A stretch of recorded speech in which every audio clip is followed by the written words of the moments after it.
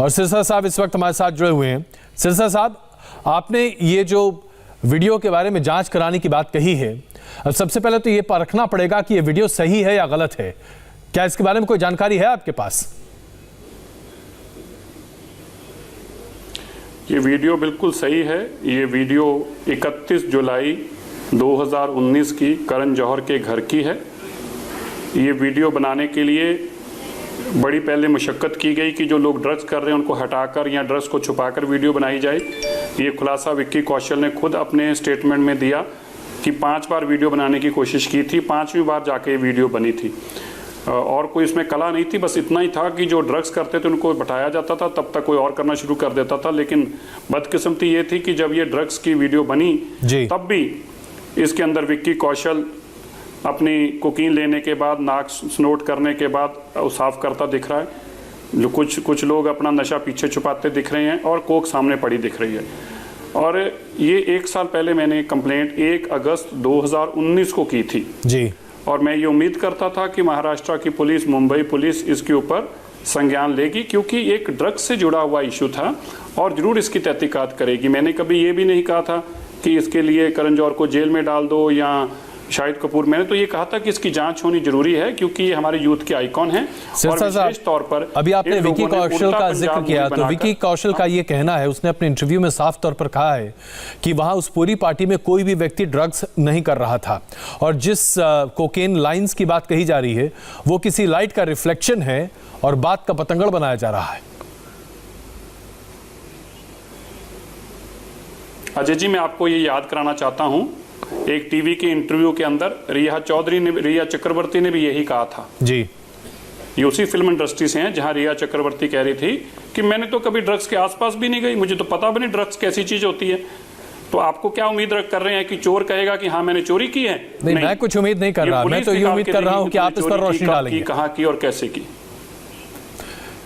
क्योंकि अभी आपने विक्की कौशल का जिक्र किया, आपने कहा कि उस पार्टी में 5 बार उस पूरी फिल्म को शूट करने की कोशिश की गई जो विक्की कौशल ने कहा। तो जाहिर सी बात है, विक्की कौशल की ही बात को आगे बढ़ाते हुए मैं आपके सामने कह रहा हूं कि उसका ये कहना है, उस फिल्म स्टार का ये कहना है कि वहां पर कोई ड्रग्स का इस्तेमाल नहीं हो रहा था। अपने बचाव उसने ये बात कही, तो उसकी बात एक सही माने और दूसरी सही ना माने, ये तो ठीक नहीं होगा ना सिरसा साहब? नहीं, बिल्कुल ठीक कहा आपने, मैं मानता हूं। लेकिन अजय जी, ये बात एक बड़ा अटूट सत्य है। देखिए, आप भी इस बात को जरूर अप्रिशिएट करेंगे, अगर यही वीडियो जी किसी पॉलिटिकल पार्टी के लोगों की बनी होती तो पूरे देश के अंदर हाहाकार मची होती और आप भी चला चला के कह रहे होते कि ये अपना डोप टेस्ट कराओ। मेरा ये कहना है, इतने बड़े स्टार्स इसमें इन्वॉल्व थे, इतना बड़ी ये एक पार्टी थी जिसके अंदर नामी लोग, तो अगर उन लोग सच थे तो उनको सबको आके सामने बोलना चाहिए था, क्योंकि उनको पता है कि उनकी सच्चाई ये नहीं है जो बोली जा रही है। सच्चाई ये है कि वो ड्रग्स लेने के लिए ही इकट्ठे हुए थे जी। सच्चाई ये भी है कि इतने बड़े लोगों को जो ड्रग्स देते हैं वो भी बड़े लोग होते हैं। इसीलिए मुंबई पुलिस ने इस केस को इन्वेस्टिगेट नहीं किया। इसीलिए मुंबई पुलिस, तो आप देखिए ना कितनी पुलिस, कितनी एक्टिव पुलिस है कि कंगना रनौत के केस में एक उनके पुराने 2 साल पुराने एक वीडियो इंटरव्यू के ऊपर जो उनका तथाकथित तबका को दोस्त कह रहा है कि उसने मुझे कहा था जी, उस पे भी मुंबई पुलिस ने कहा कि इन्वेस्टिगेशन करेंगे। यहां तो एक इलेक्टेड रिप्रेजेंटेटिव आपको रिटर्न कंप्लेंट दे रहा है, विद वीडियो एविडेंस दे रहा है, लेकिन आप कह रहे हैं इस पे हम नहीं करेंगे। इस पे हम क्यों नहीं करेंगे? क्योंकि इससे सिरसा साहब, मैं आपको एक बात बताना चाहता हूं, जिस वीडियो का जिक्र आप कर रहे हैं, खुल जाएंगे। इंडिया टीवी इस वीडियो को लगातार प्रस्तुत करता रहा है और हम भी लगातार इस वीडियो की जांच की मांग करते रहे हैं, इसमें कहीं कोई शक नहीं है। लेकिन दूसरी बात निकल कर आती है कि एनसीबी अभी ये कह रही है कि पहले हम जानना चाहते हैं कि ये वीडियो ठीक है या नहीं, कहीं एडिटेड तो नहीं, उसके बाद फिर परखना शुरू करेंगे कि उसके बाद कार्रवाई होनी चाहिए कि नहीं।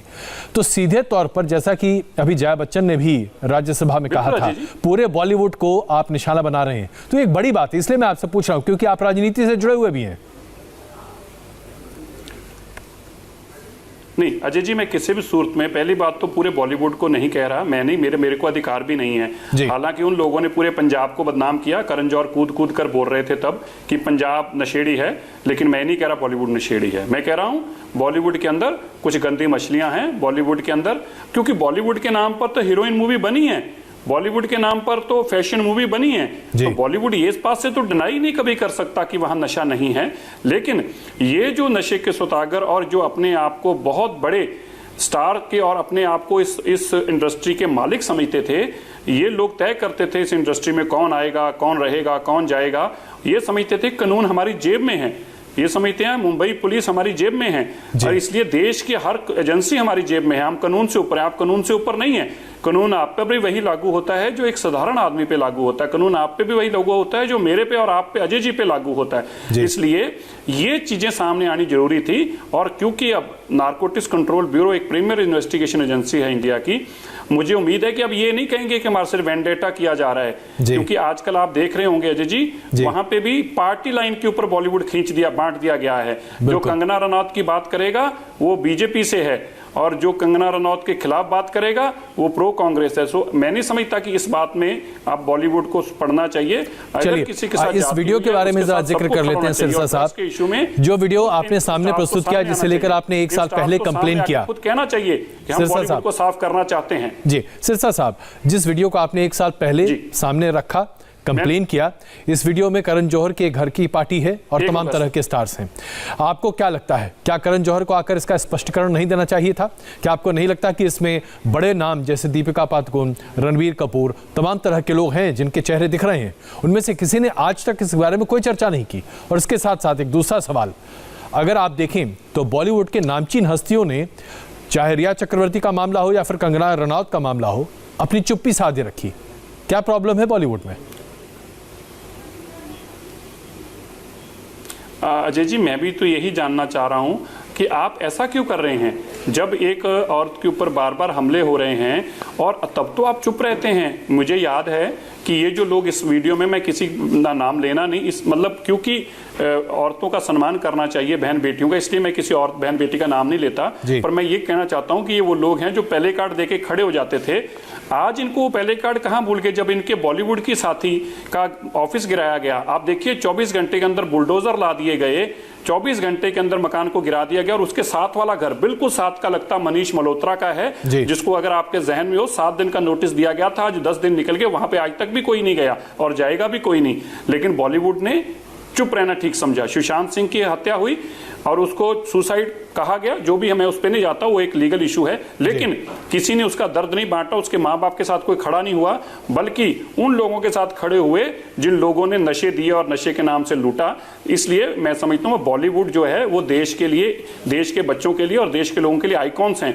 उनको अपनी फेयर राय हर मुद्दे पे रखनी चाहिए, सिलेक्टिव नहीं होना चाहिए उनको। और ये जो सिलेक्टिविज्म उन्होंने शुरू किया है ये उनके लिए अच्छा नहीं है, ये पॉलिटिकल पार्टियों का काम होता है। बॉलीवुड के स्टार्स जो हैं उनको लोग देवता तक मानते हैं, और ऐसी लोग नशे में पाए जाएं और सिलेक्टिव हो जाएं, अपने दोस्त के साथ खड़े हो जाएं। दुर्भाग्यपूर्ण है सिरसा साहब, इसमें अपने आप में ऐसा नहीं होना चाहिए, क्योंकि आज पुरानी कहावत है, एक मछली पूरे तालाब को गंदा कर देती है।